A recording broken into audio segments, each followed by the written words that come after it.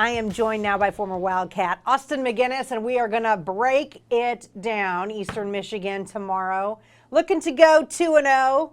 Let's just get this right off the bat. They're going to go 2-0, yes? I think so, yeah.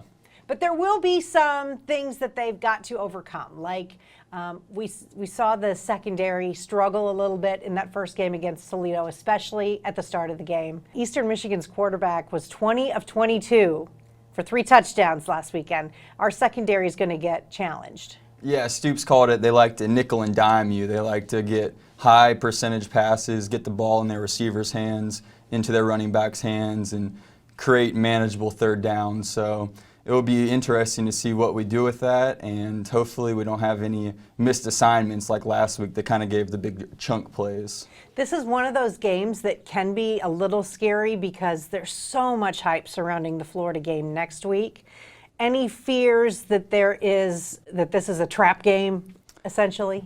You know, maybe in years past I would have thought that, but I think this team's been through a lot. When you have a chance to win 10 games, go to the Citrus Bowl, you gain a lot of experience through that. Coach Stoops, he's been around, he's been on a 2-win team, and he's worked his way up, so he knows that he's got to get his players ready. That's what we pay him the big bucks for. I don't expect them to overlook this game. It's another, win in the win column, so I think he'll have his guys ready to play. And listen, there's examples he can point to last weekend. Georgia State, exactly, goes in and beats Tennessee. So anybody's vulnerable any given Saturday, so he can definitely preach that. What did you see Saturday from the offense, especially, that you would like to see maybe improvements this week? I mean, I thought Terry was pretty good. I thought he was good. I'll tell you what I liked. I liked how clean they kept him in the pocket. There was no sacks there. We missed a couple shots downfield. We had a couple turnovers with the running backs fumbling the ball, but they're young. They're going to grow from that. And I like to see that Terry had 250 passing yards. That was big. So I'm excited for the offense. I think the defense could get off to a little better start. I know the offense did have a couple 3-and-outs, but it'll be interesting to see, new week, night game. I like that they have a night game, kind of prepares them for the night game at Florida. So, you can't take it for granted, but I like where they're at heading into this game. Boy, the receivers really impressed me last week. We had no drops. Yeah. and some of them were some circus catches that were Bryce Oliver's touchdown was amazing.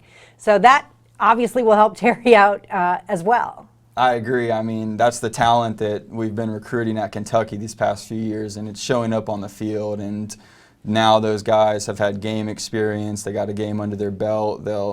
I think they'll just continue to grow and to develop. I mean, Bryce Oliver's catch was amazing. Allen Daly is looking like he's really coming into his own.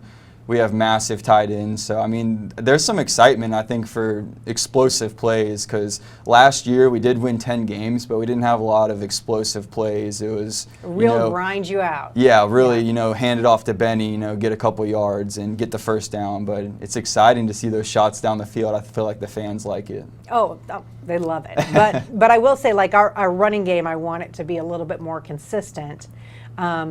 Who did you like of the kind of the 3-headed monster that they got going on in the backfield?